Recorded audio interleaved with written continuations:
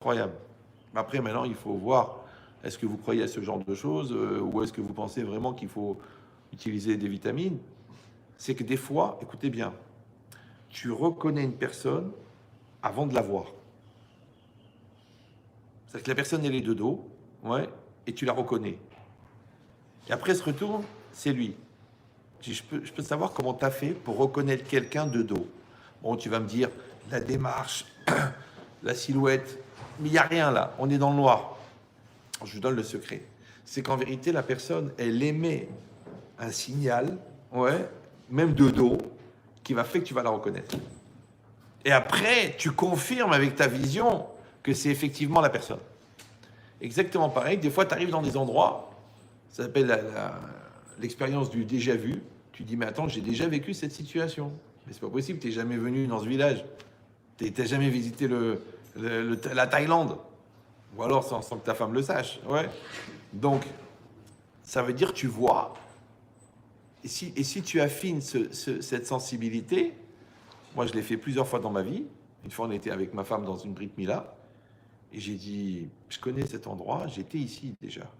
J'ai dit, il y a un serveur qui va faire tomber un plateau. Paf, le gars, il marche, il tombe avec le plateau. Elle me dit, mais t'es un spécialiste de l'événementiel? Un prophète?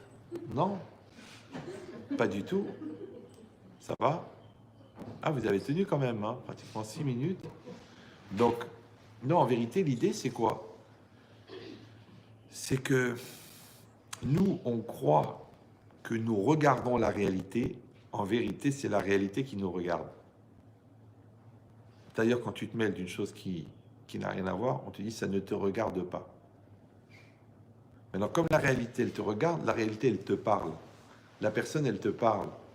Quelqu'un qui t'aime pas, tu le sens. Quelqu'un qui t'aime, tu le sens. Le problème, c'est que l'emprise prioritaire de notre cerveau nous empêche d'utiliser notre machine à scanner qui s'appelle notre cœur. C'est une grave maladie, ça s'appelle le cartésien. Et encore, c'est que le quart, il m'a dit que ça aurait été la moitié. Ouais. Cartésien, ça veut dire pour un quart, t'es tunisien. Un cartésien, d'accord? Mais l'idée, c'est que, en vérité, on a en nous une capacité extraordinaire qui s'appelle le lève. Souvent, Rachid il dit Libio Merli, mon cœur me dit. Parce qu'il y a des gens qui sont orientés sur leur intériorité et des gens qui sont orientés sur l'extériorité. Donc il y a des gens qui vont être choqués ou attristés ou heureux de la réalité, et il y a des gens qui savent que cette réalité, en vérité, elle est virtuelle et qu'elle n'est que la projection de la réalité qu'ils ont dans leur cœur. Donc il faut décider, est-ce que tu pars de l'intérieur vers l'extérieur ou est-ce que tu pars de l'extérieur vers l'intérieur? C'est pour ça qu'il y a des gens, ils pleurent, ils font la gueule, ah, truc. On leur fait une remarque, ils le sentent mal, ils ratent l'examen, ils ont envie de mourir. Mais c'est un événement. Mais vous croyez en Dieu, non? Oui, non? On est entre nous, vous pouvez être sincère. Ouais. Comme j'ai expliqué 1 million de fois, mais je peux le répéter 1 million de fois parce que ça prend à peu près 1 million de fois pour l'intégrer, c'est que la croyance, c'est pas simplement de manger cachère, de faire Shabbat, d'étudier la Torah tous les jours. Ça, c'est évident, puisque tu es juif, que ton père a coupé court à la discussion à l'âge de 8 jours. D'accord? Mais, vous l'avez raté, mais l'idée, c'est ça. C'est que la croyance, c'est d'accepter que la réalité qui est en face de moi, elle est adaptée à moi. Vous me suivez ou non? Non? Ma réalité, elle est adaptée.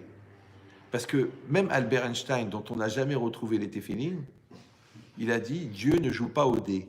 Il n'y a pas d'hasard. En physique quantique, on dit que tu ne peux pas participer à une réalité atomique si ta masse atomique, elle n'est pas en harmonie avec la masse atomique qui t'accueille. Traduction en français, ouais, pour les gens qui pratiquent le cerf-volant, c'est que en fait, on est là où on doit être.